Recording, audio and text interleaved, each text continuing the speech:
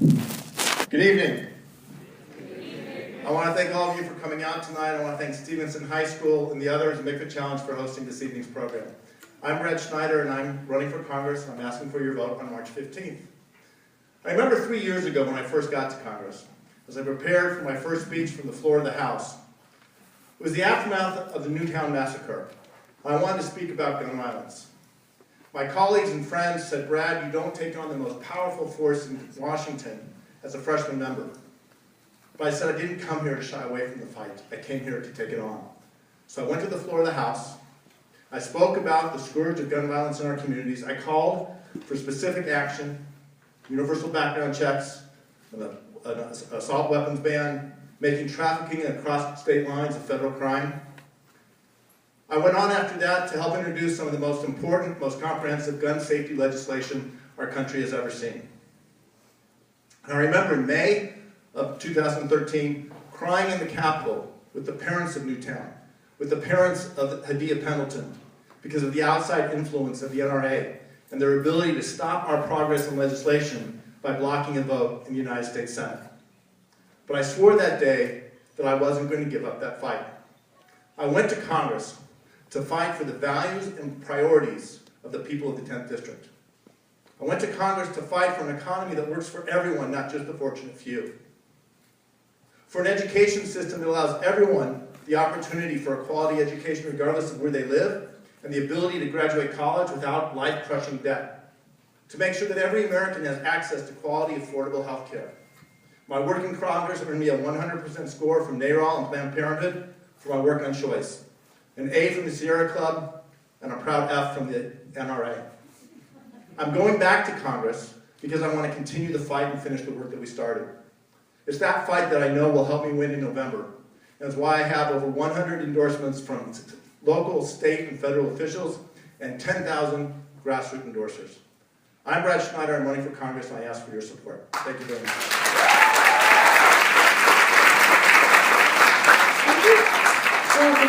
Ms. Rotary, you have 2 minutes for your introduction.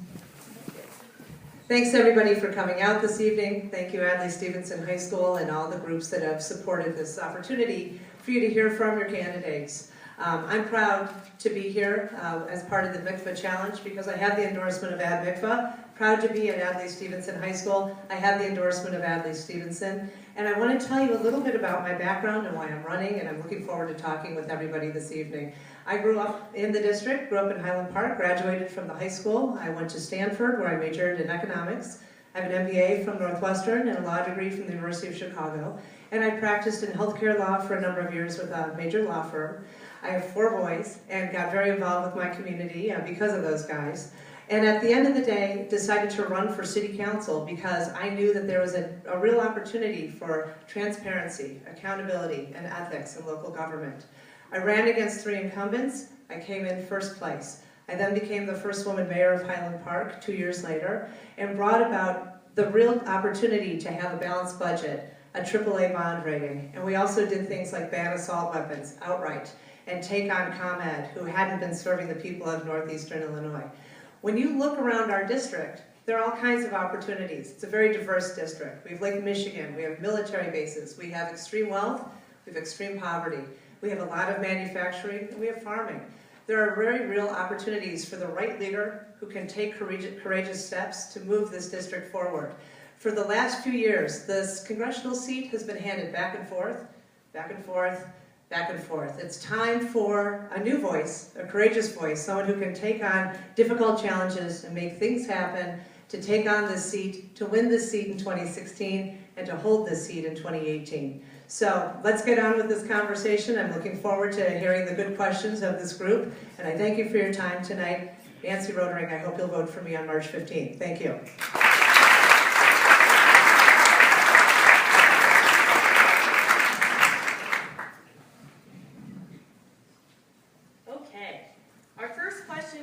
Issue of gun violence. How should national and local government responses be balanced to address the issue of gun violence? Mr. Schneider, you have 90 seconds to answer. Thank you for that question. This is one of the most important issues we face as a country. We're seeing this scourge of gun violence throughout our country, in our communities, in our schools, in movie theaters, in places of work.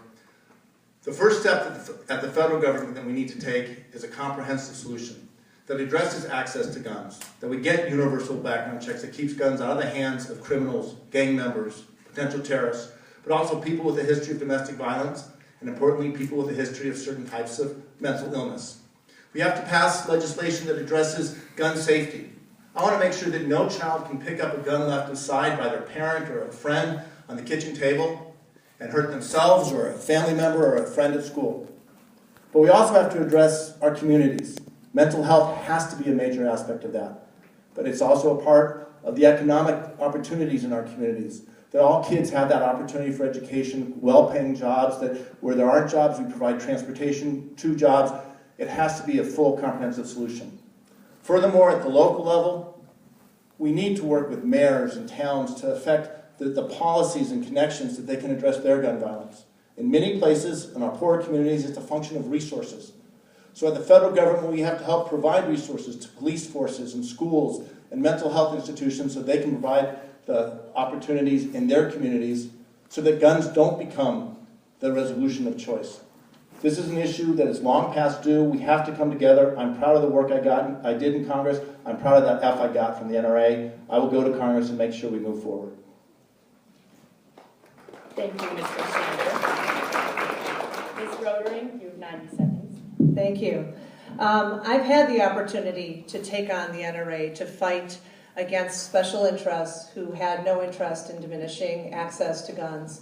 As mayor of Highland Park, when our assault weapons ban was upheld by the United States Supreme Court, banning ownership of assault weapons in large capacity magazines. I'm also a member of an organization called Mayors Against Illegal Guns, because we know that there are plenty of other opportunities to deal with the issues of illegal gun trafficking, bad apple dealers. There's a need for universal background checks. There's a need for resources to go into mental health services and so on. But at the end of the day, there's also a need to deal with the cycle of poverty and the fact that people feel that guns, unfortunately, are the way to deal with their problems in many of our inner cities. This is a major problem. We've heard a lot of not much coming from our Congress, unfortunately, and I've had the opportunity to face the challenge of dealing with the NRA. I have no concerns about taking them on in Congress and look forward to the opportunity to work on policies that will actually make a difference and not just talk about them. Thank you, Ms. Rodering. Our next question is about Iran and foreign policy. When we learn about how lawmakers vote, we're told they are either trustees, who vote based on their personal instinct, or delegates, who vote based on their constituents' opinions, or partisans, who vote based on their party's preference. Which of these do you prioritize in terms of U.S. relations with Iran? Ms. Rodering, please start us off. Okay, so I need a review, sorry. So delegates, partisans, and what was the other one? Delegates, partisans, and trustees. Okay, and I'm sorry, if you could repeat the definitions. So either trustees who vote based on their personal instinct, Okay, delegates who vote based on their constituents' opinions, okay, or partisans who vote based on their party's preference. okay, thank you. And you want to know which one I am based on my position on Iran? Yes. Okay, thank you. So when the Iran deal question came up, let's see, I'd have to say that I was a trustee, and that came from a very strong analysis of two very difficult choices. At the end of the day, the goal was to keep nuclear weapons out of the hands of Iran. I looked at all of the materials I could get my hands on. I talked to people in Congress, talked to people in the Senate, called friends in Israel, really examined every side of the issue. On one hand, there were constituents who were telling me, you absolutely can't support this imperfect deal. On the other hand, the party was saying, this is something that's very important to the president. Where I stood is where I stand on most issues that are of difficulty, and that is where my own conscience and my own heart leads based on careful and thoughtful analysis. So at the end of the day, I did come out in support of the Iran deal. To me, it was a choice between nothing and a month or two to break out to nuclear weaponry by Iran, or the possibility of gaining up to 15 years before a breakout. So when given the choice, I chose to go with diplomacy. To me, there were no other options. There was no renegotiating the deal. This was the way we needed to go forward. Now, clearly with clear-eyed, steely-eyed concern about the future of our relationship with Iran. They are not our friend, and we need to be careful and keep a close eye on them to make sure that they don't cheat. But at the end of the day, I chose diplomacy versus allowing an unmonitored, uncontrolled Iran a month to break out. Thank you. And Mr. Schneider, your opportunity. Thank you. This is an important question. What is our role when we are elected to Congress? I have a different word. I appreciate that at times we are trustees, at times we're delegates, but one of my colleagues had a phrase, our job and our job title or job description are identical. It's representative. So my responsibility is to represent the values and priorities of the 10th District. What I bring to that job are my experiences, my principles, and my ability to dig deep and understand the nuances and complexity of an issue. There's no better example of that than the issue of Iran, a nuclear-capable Iran. For me, it's not a new issue. I've been working to stop Iran from having a nuclear weapon for the better part of 2 decades, since we first found out that Iran had a nuclear program. I worked before I got to Congress, going to Washington, lobbying, trying to help put in place actions that would slow Iran's progress or stop it. When I got to Congress, I was selected for the Foreign Affairs Committee. I helped introduce and pass legislation that would increase sanctions to bring Iran to the negotiating table, because I knew that the only way to stop Iran in a peaceful way is through negotiations. I applauded when the President and Secretary of State announced that they were entering negotiations to move forward. The last summer I had concerns because the deal that was on the table, as I understood it, and I read the deal 6 times. I read the Nuclear Non-Proliferation Treaty. I spoke to former inspectors who had been in Iran, for people who were in the military, people who were in the intelligence agencies. This deal had gaps that was going to make it harder for us to police and enforce and make sure Iran doesn't move towards a nuclear weapon, and carried risks that would increase the instability in an already chaotic and dangerous region. I had concerns, but now that the deal is in place, I am 100% committed to making sure this deal works. I intend to go to Congress, go back on the Foreign Affairs Committee, work with my colleagues, and make sure that Iran doesn't have a nuclear weapon, not just for the next year or 15 years of the deal, but forever. Thank you.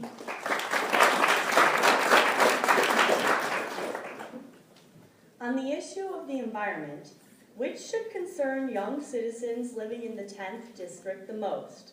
Climate change, the health of Lake Michigan, or the safety of Zion's dormant nuclear power plant? Mr. Schneider? Okay, thank you. I was waiting for the go sign. Look, one of the biggest issues we face as a country, as a globe, is climate change. There is no question that climate change is real. The science proves it, and those folks in Washington that continue to try to deny it, to deny the science, are putting our future at risk. Climate change isn't just a risk that we face in the future. We are feeling its effects today. 2015 was the warmest year in our planet's history. We are seeing impacts of increased storms, more violent storms, more damage throughout the globe. We have a drought in Africa, a drought in California. We have melting ice in the Arctic Circle. It was warmer in December at the North Pole than it was in Chicago one day. We have to address climate change. It's the most important thing we can do as a people. That's why I supported the President in his call for emissions control on carbon emissions, why I supported the success we had in Paris last December, where we brought almost 180 nations together to take action. But that was an action taken without enforcement. We have to go farther. We have to make sure, my generation speaking to your generation, that we provide you a secure and sustainable environment that is healthy, that has the ability to support the life you deserve, and that you can continue to have the opportunities that we're fighting so hard to make sure that you have. So while the other 2 issues are critically important and we have to address them, to me, one of the greatest issues we face as a nation and the world is global climate change. Thank you. Ms. Roderick, you have 90 seconds. Where I cut my teeth as an advocate was in environmental advocacy. And so climate change is a critical issue, there's no question. So is the Zion nuclear plant and the end results of having it shut down. To me, the health of Lake Michigan is directly related to the 10th district and is a place where we can really have the most impact as a district. As a mayor, I've made that a priority, being the mayor of a city that is located on Lake Michigan. We've taken steps to diminish toxins in our stormwater runoff. We've worked hard on conservation pricing in terms of protecting this important natural resource. And what we know going forward in this world is the critical importance of fresh water, protecting fresh water, making sure that lake is healthy. When you look at some of the issues that run along the lakefront, within the 10th district, a lot of them are related to people not caring for and protecting the precious resource that is Lake Michigan.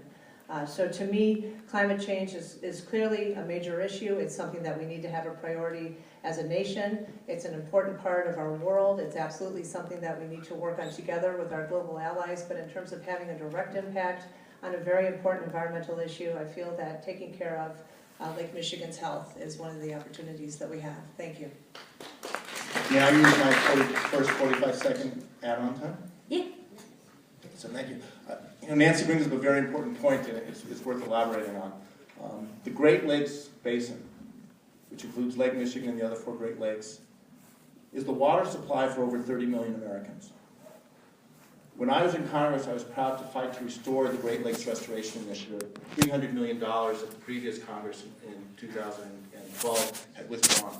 We need to protect our Great Lakes. You're absolutely right. We need to make sure that this awesome resource, 5 lakes, 8 states, 30 million people, the flora and the fauna and the pristine aspects of those lakes are protected. I was proud to be a champion for the Great Lakes in Washington. Global warming is our #1 issue, but protecting the Great Lakes here at home has to be a top priority. Thank you.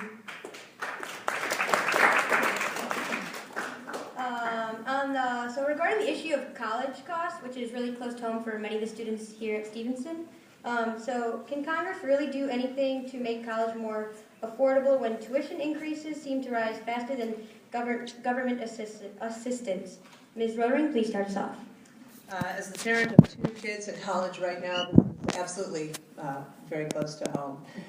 We know that making college affordable to everybody is a critical step in moving people forward in their lives, making sure that when they leave college, they don't have unbearable debt so that they can get on with their lives. I personally washed dishes in college and had huge loans when I got out of law school, so I know this story well. There are plenty of things that can be done to make college more affordable for students and also to diminish the debt that they have when they get out of college. One of the first things we can do is provide resources so that more students can go to community college, diminishing the costs at the beginning of their college career and then moving forward to 4-year colleges. We can also talk about allowing people to consolidate their loans so that if they do have to borrow money to go to school, they don't have ridiculously high rates. They are able to reduce the debt that they have. The College of Lake County does a really interesting thing. They have mandatory student financing counseling. You have to talk about the debt before you can start school, and it's to help students understand what kind of debt they're taking on and how to manage it going forward. One last thing would be providing credits for people who are serving in public service, people who take on jobs that benefit our infrastructure or work in teaching or help out in healthcare.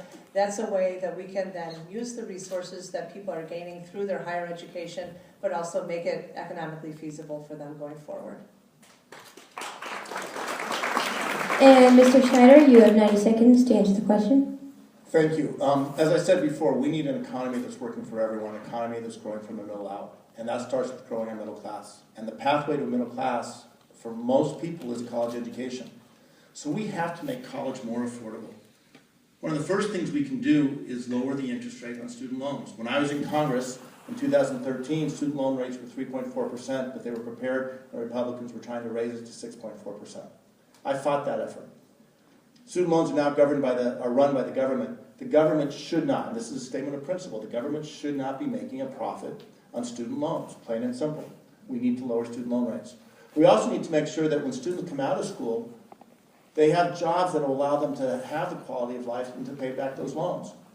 And some jobs pay more than others. I think we should have a system where your payback schedule is a reflection of the salary you're making. Those that make more may pay at a faster rate. But people who go into teaching or into social work or other jobs that don't have the same economic earning potential right out of college shouldn't be burdened with that debt. We have to make sure that colleges are more affordable and working with our schools. When my dad was in college, the state tuition covered only 50%, or a third, the state covered 2/3. When I was in college a generation later, it was 50-50. And today, state only covers 1/3 of the cost of educating a student. We have to invest more in our public schools. We also have to make sure our private liberal arts colleges are supported and sustainable because we need kids getting that type of education as well. And we have to make sure that we go at the earliest level of education. To me, we should start with universal preschool so that all of our kids, regardless of where they're coming from, have the opportunity for the skills and lessons they need to succeed in college. Those are the things I'll do when I'm in Congress to fight to make sure we have an education system that educates all of our students. Thank you.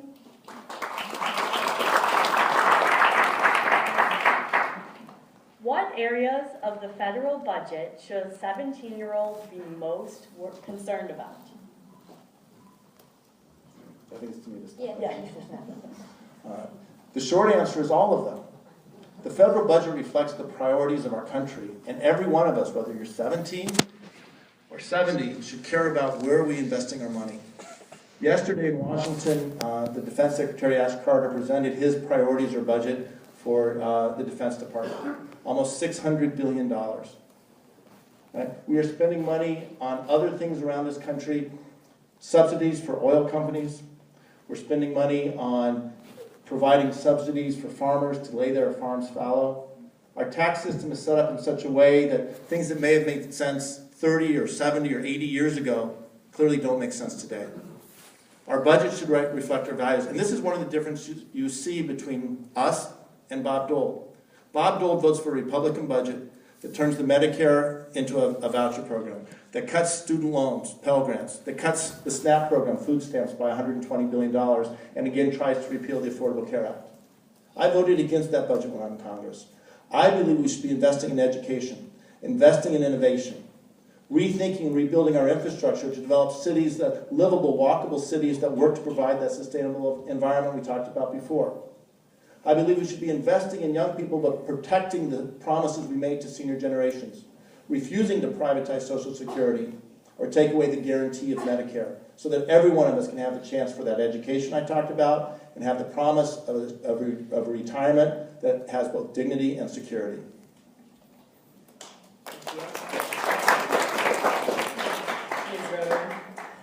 I've long said that budgets are the reflection of the priorities of a government. They show the necessary places where investments need to be made, and as a mayor, I'm proud to have had 5 consecutive balanced budgets. And those priorities are strong values that we all feel. It's public safety, it's public health, it's infrastructure, it's making sure that the efficiencies of government meet the needs of the people that government's created to serve, and it's also to provide safety nets for the vulnerable members of our society who may not be able to take care of themselves. Programs like Medicare and Medicaid and Social Security have done amazing jobs of keeping half of our seniors out of poverty, of taking care of people who are suffering from major medical challenges and don't have the means to take care of their families. When you look at where our budget needs to be, it also does need to be focused on national security because that is part and parcel of what this government does. And so we need to take the necessary steps to make sure that our people are kept safe here at home. But lastly, we also need to have an eye towards the future, and that's economic development and infrastructure, making sure that our roads and our bridges can carry goods and services, can get people to and from their jobs and to and from school, and also taking care of our economy and making sure that entrepreneurs have the resources to come up with new and fresh ideas, new innovations, new businesses to move our economy forward and to provide those critical jobs for every one of us. And now it's kind of a change in note. So the next question, ISIS, Russia, China, or North Korea? Which is the biggest threat to our national security, and what can Congress do to address that? And Mrs. Lorraine, to start off. They're all challenges, there's no question. There's a lot happening in our world right now. I'd have to say, for the moment, the crisis in the Middle East involving ISIS is probably the one that really needs to be reined in the most, and what our government needs to do are continue coordinated airstrikes and work with special forces on the ground, We need to work with opposition forces to help shore up Syria so that we don't have continued civil distress and strife in that unbelievably war-torn nation.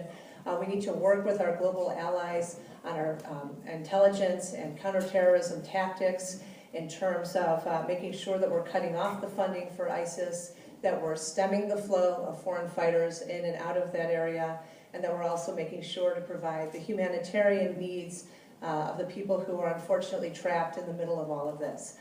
We need to make sure that our counterintelligence makes sure to keep ISIS contained and to try to diminish the impact that it has on really destabilizing a critical part of our world and moving forward to contain what really has become a snake. Thanks. And Mr. Schneider, over to you. Thank you. I'm going to say all four, and I'm going to add the fifth, which is Iran. But they have different levels of risk and different time horizons. I agree with Nancy that the urgent issue of ISIS does need addressing. And there's four things I think we have to do. First, we have to contain, constrain, and ultimately defeat ISIS at its roots in Syria and Iraq. And that involves air strikes, working with our allies, but ultimately involves working with the people living under the thumb of oppression of ISIS to give them the ability to rise up and defeat this evil ideology. But it's not just the roots. We have to defeat ISIS at its branches, in Libya, in Sinai, across into Asia. You have to make sure every time they try to create a satellite, we cut it off, we close it, and we defeat it. The fourth thing we have to do is we have to stop or thwart the flow of fighters coming from around the world, primarily in Europe. The number one place they're coming from is Tunisia, going into Syria, being radicalized, and then coming back out and bringing their ideology, but more importantly, their desire to cause harm to us here at home. And the fourth thing with ISIS we have to do is cut their ability using social media to reach the homegrown terrorists. But that doesn't mean we don't address all the other issues. Right? Iran is the long-term issue. You have to make sure they never get a nuclear weapon. Russia is an emerging threat. We've seen what they're doing in Crimea and Ukraine. We have to stand up to them. We have to make sure that we push them back. And we have to make sure that they understand that they cannot run roughshod in this region what they've done in Syria. China, at the same time, you see they're trying to build islands, expanding their influence in the South China Sea. We have to make sure we keep those shipping lanes open.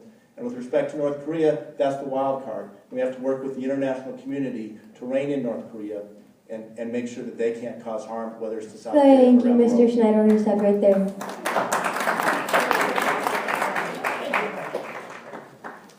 Next question. What would your all-time favorite teacher say about your campaign? And Mr. Schneider, you're first this time. It's a great question. My all-time favorite teacher, or one of my all-time favorite teachers, was Ralph Remies, my American history teacher in high school. He taught us a different version of American history, sometimes a little bit radical, sometimes a little bit unorthodox. But what he taught us was to question everything. What he taught us was that history is written by those who are the victors, but oftentimes it's those who are less victorious who have a story that's equally important to tell. Mr. Remies also taught us much of the progressive values I bring to my work comes from the lessons I learned from him. That we have to stand up and fight for the little guy. That teachers are the ones who educate our students who go on to do great things. I think of him often. I remember him as an old guy. He was 44, so he wasn't that old, but I was young. So those who aren't old will appreciate that. But I know that he would be proud of the campaign I'm running. Fighting for values. Fighting for the opportunities to make sure that we're moving our country forward. Protecting the Civil Rights Act. Protecting a woman's right to make her own choices about her own body. Making sure that we're continuing that arc of progress to justice that Martin Luther King talks about. That everyone will have the rights of everyone else in this country, regardless of their religion, their race, their gender, their orientation. Ralph Remies, I know, bless his soul, he's since passed away, I believe would be proud, not just of the campaign I've run, but of the work I did in Congress. And I'm grateful for everything that he taught me. Thank you.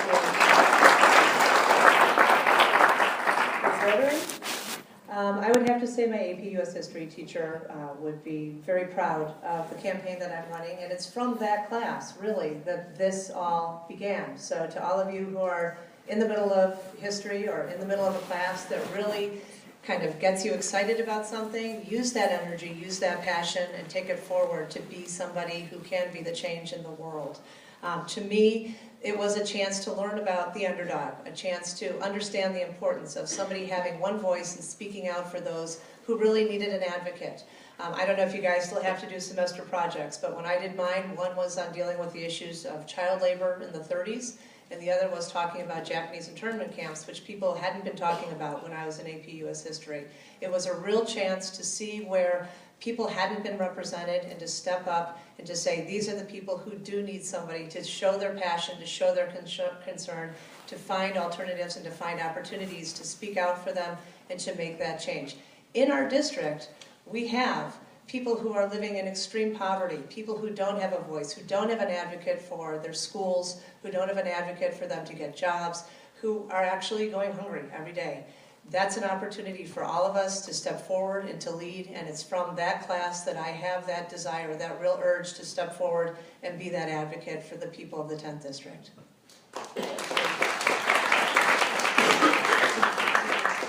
All right, so for our last question in this segment, we'd like to ask you to give us your best 30-second elevator sales pitch to recruit students to be active workers in your campaign.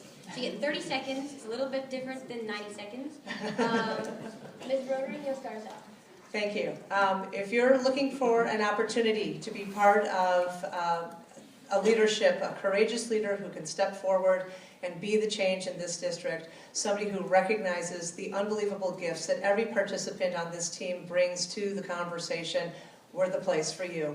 We have a very diverse group, we are a high energy group, and we value every single voice at the table. There's no hierarchy in my campaign, everybody matters, and we look forward to getting the inputs of brilliant students like we have in this audience. Thank you. Mr. Schneider, your 30 seconds.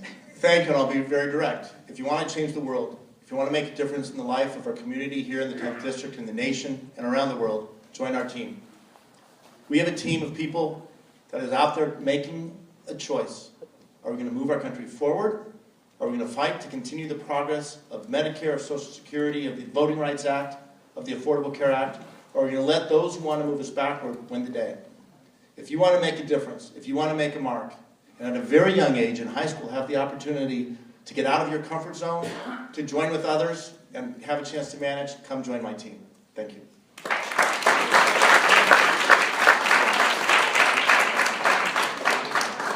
Okay, we've already given you a heads up about some vocabulary terms that civics students need help with to better understand American government and politics.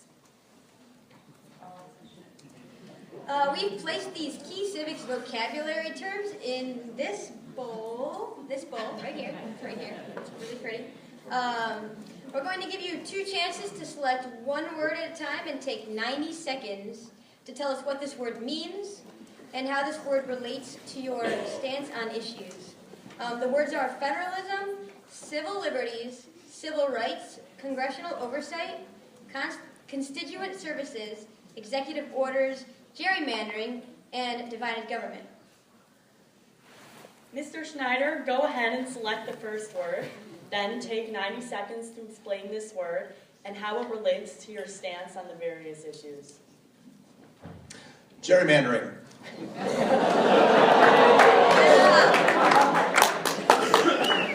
So, gerrymandering has its roots early in our history. It's named after Elridge Gerry, who was a representative from Massachusetts, who drew the lines to help his party. It is one of the greatest threats, I believe, to our democracy. We have in Congress a partisanship like we've never seen in our history, and in part that's because of districts where they're drawn to such extremes that the only way to hold on to the district is not to govern from the center, but to govern from the edges, on the left and the right. Gerrymandering combined with the influence of money is distorting our politics, distorting our government, and selling short our next generation. I support all efforts at the state level, national level, anything we can do to get to more subjective or more objective, fair representation of our districts. But I also support the end of Citizens United. We need to make sure that we get money out of our politics and get your voice back into politics. If we're going to have the government we all deserve and the type of policies that will move our country forward, we need districts that represent our country, and we need voices that are of the people, not of just a select few organizations or wealthy individuals. Thank you. And Ms. Rotary, now you take yours. Congressional oversight. So congressional oversight is something that's born out of the checks and balances of the three branches of our government. It's an opportunity for Congress to look at executive branch-based agencies and to talk about the appropriations, the legislation, the policies that come out of those agencies, and make sure that they're doing what they're doing appropriately based on the legislative intent of Congress in creating such agencies. In terms of my own views of congressional oversight, I think it's a vital part of maintaining that balance of government, and look forward potentially to being part of the congressional oversight of HHS and transportation and so forth. Thank you. Is it possible to use a Charles card here? Yeah, definitely. I'd like to add on that, because I think what Nancy said is important. Congressional oversight is one of the most important responsibilities members of Congress have in carrying out their duties representing their districts. It is what ensures us that we have a government that's responsive to our needs and a government that's held accountable. But what we've seen over the last few years is an abuse of that oversight function.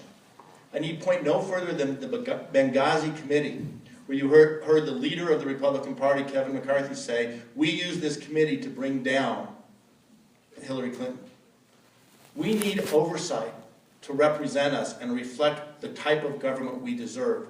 We need to end the process in Congress where too many people are using oversight for personal gain or partisan advances. When I'm in Congress, I'll make sure that oversight works for you and not for the party. And now, Mr. Schneider, you go ahead and pick another one. I want that one. Can I give this one back? Federalism. It's the foundation of who we are as a nation, as a republic. The idea that the states have the right to define who they are and what they want to be. And if it's not defined in the Constitution, it is the responsibility and the privilege of the states to carry it out. But the idea at the federal level, we are one nation, undivided. I believe at the federal level, the first priorities of our federal government must be to keep us secure. Secure in our communities, secure at our borders, and secure in the world. That's critical. But I also believe that I'm borrowing from a speech given by David Cameron last month in the United Kingdom, that security also means secure in our hopes, secure in the belief that we can get an education, live a healthy life, and have a dignified retirement. That's part of the role of the federal government. That's why in the 60s we saw, in the 50s we saw the advance on civil rights, on education, on voting rights. Why in the last decade, in the last several years, we've seen the advance on health care, that every American should and must have access to quality, affordable health care. Federalism is the combination of federal and state rights and responsibilities that bring the fabric of our country together and make the American experiment possible. It's what makes us such a strong nation and allows us to have the hope to move forward and provide what I hope is the continued American promise that each generation will have a future that's more prosperous and secure than what our parents sacrificed to give us. Thank you. Thank you. I'd like to use my flag to add on to federalism. So federalism comes out of the 10th Amendment, and it basically states that there's an opportunity for shared laws over one single geographic region, whether it's federal, state, local, county, and so forth. Specifically, what the 10th Amendment says is if these rights are given either to the federal government or not, let me get this right, they are either defined to be part of the federal government or they are not prohibited by the states, they then default to the states. In the situation of Highland Park's assault weapons ban, it was the idea of federalism that gave our city the opportunity to ban assault weapons and to provide a model national ordinance for other cities to have that declaration that these unusually dangerous guns should no longer be allowed in our city. Thank you. And Ms. Rotering, you take the last word. Civil liberties. Okay, so civil liberties there's civil rights and there's civil liberties. Civil liberties are protection against government doing something, taking away your rights, and civil rights are protection by the government for people of specific classes. Oh, maybe I gave you your answer. I'm sorry about that. In any case. Feel free to use it. In any case, civil liberties are things that protect you against government interference, whether it's speech, whether it's religion. We see a lot of these in the first 10 amendments, the Bill of Rights. So in terms of protecting civil liberties, it's something that I'm very dedicated to. It's something that I've done as an attorney. It's something that I've done as a citizen, is step forward and speak out on behalf of people having the right to free speech and people having the opportunity to share the priorities that are important to them without people interfering with their opportunity to have that liberty. It's something that is important to people who have disabilities and recognizing that you can't be discriminated against because of your disability, but that you should actually be able to do certain things regardless of your disability, whether it's evening the playing field and so forth. So that's something that I've advocated for. As a parent of a child with a disability, I've moved forward hard on school issues in terms of making sure that that playing field is even, and it's something that absolutely stirs the passion within. I love to be an advocate for those who need a voice. Thank you. All right, so before we hear the candidates' closing statements, we invite any of our Stevenson students to reach out to a campaign and get involved this spring. Many of you will be eligible to vote on March 15th. Not only could candidates use your vote, they could also use your efforts on the campaign trail in the final weeks before Election Day.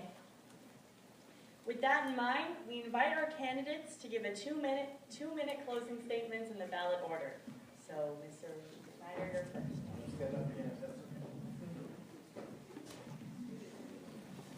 Julia, Sophia, Raj, and John, thank you for doing such a good job today. Thanks to all the students here today for your good questions. I think this was a very good, a very informative conversation. I hope it helped you decide who you're going to support on March 15th. In 11 months, we're going to have a new administration. I'm going to do everything I can to make sure that's a Democratic administration. I've given my support, and I'm working to make sure that Hillary Clinton is that nominee and that she becomes our next president. In 11 months, whoever wins the race in the 10th District of Illinois is going to make a big difference on the success or failure of that new administration. We have the choice to send back Bob Dole, who has joined with the Republicans to try to fight every step of the way everything that President Barack Obama has tried to do. Or you can send back a Democrat, someone who's going to work with the administration to move us forward, to do the things I talked about, building an economy that's working for everyone, providing an educational opportunity for every person in this country, giving the opportunity for people to put a roof over their head, provide health care and education to their children, and to enjoy in their senior years a secure and dignified retirement. This election, as we say, every 2 years is the most important election of our lifetime. But you need look no further than the debates you've seen, not here tonight, but on TV among the presidential candidates, to understand what's at stake. I'm asking for your support to send me back to Washington to help me finish the work that we all together started representing this district. I know in my bones that this district was better served when I was in office, working with my team, providing the constituent services at home, and better represented by the votes I took in Washington. But don't just take my word for it. 8 mayors and village presidents, 7 state senators, Cook County President Tony Preckwinkle, Secretary of State Jesse White, over 100 local, state, and federal officials have supported me at 10,000 grassroots endorsements. I'm Brad Schneider. I ask for your support, and I ask for your vote on March 15th. Thank you.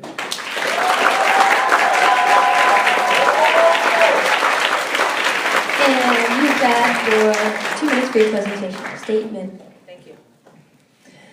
So many of us work on campaigns. We're proud supporters of our candidate. We work on Democratic races, maybe we work on Republican races. But at the end of the day, we put in our heart, we put in our soul, and unfortunately, because Citizens United is still in effect, we put in our money.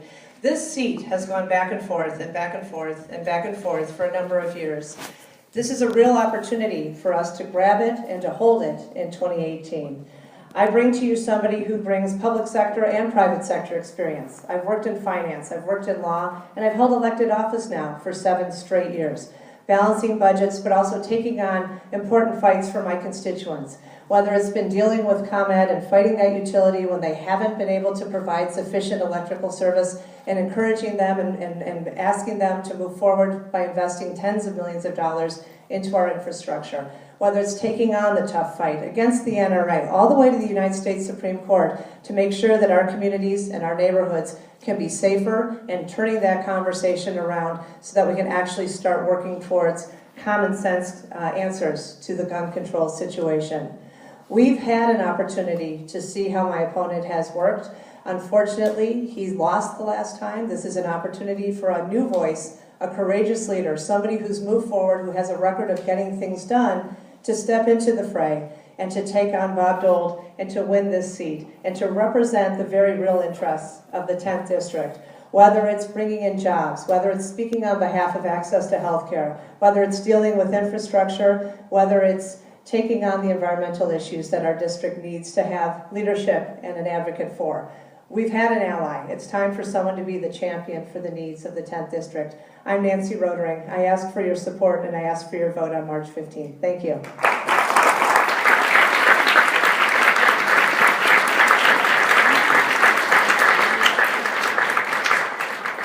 To wrap it up, we'd like to give a big thank you to Ms. Rodering and Mr. Schneider for joining us here tonight.